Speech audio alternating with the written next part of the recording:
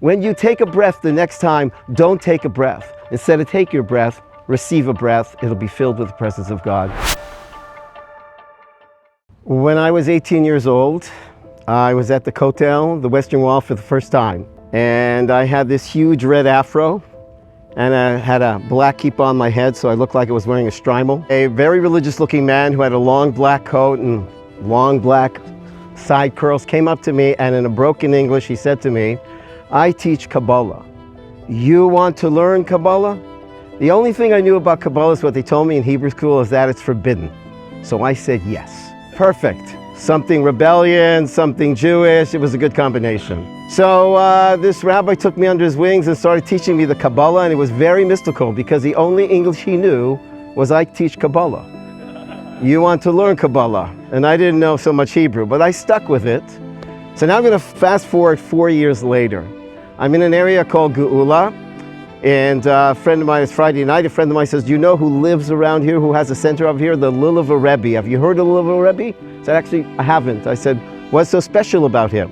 He said, "Oh, you want to meet him?" I said, "Why do I want to meet him?" He says, "Because he has X-ray vision, and he can look right through your soul." I said, "I don't want to meet him." So I said, "Oh, come on, don't be a chicken." We went in, and there were hundreds of people there. We went into the doorway. The Rebbe was at the front. He was standing, he was singing, he was talking. When we walked in, the Rebbe went, "Ha!" and started staring in our direction. Okay, I didn't know who he's staring at. We were at the back. Everybody's looking. Who's the Rebbe looking at? Who's the Rebbe looking at? Rebbe started to point. Who's the Rebbe pointing at? I'm getting a little worried. Everybody starts pointing at my friend and I. The Rebbe wants to meet us. Oy vey. Well, I wasn't so scared because all my friends are a lot taller than me. So I put my friend in front of me, and we start walking towards the Rebbe. And thank God the Hasidim took my friend, pushed him in front, and the Rebbe started saying things to him. I didn't know what he said, but Baruch Hashem, I was saved. Until I heard the Rebbe yelling in Yiddish, "Where's the other one? I want the other one." So two Hasidim grabbed me, pushed me through the crowd, and the Rebbe's looking at me. He took an apple and was going to give me an apple. Okay, so I reached for the apple. The whole hall screams, "No!" I don't know what to do. So he gives me the apple again. So I don't know what to do. I reach for the apple. And the whole goes, "No!" And then I look and everybody's going like this.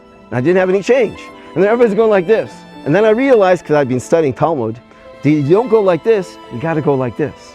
So I put my hand underneath the apple. The Rebbe dropped the apple in my hand, and two Hasidim grabbed me and pulled me out of the circle. And that was it. Later on, the Rebbe walked out of the room, looked at me and said, "What are you studying?" And then he walked away. And I realized, oy vey, the Rebbe does look through your souls.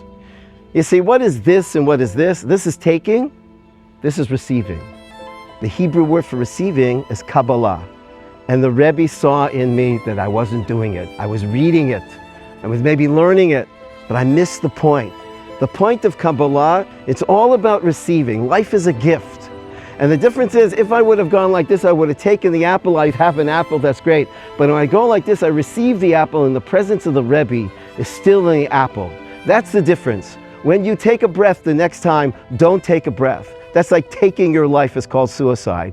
Next time, instead of take your breath, receive a breath. It'll be filled with the presence of God. Thank you very much.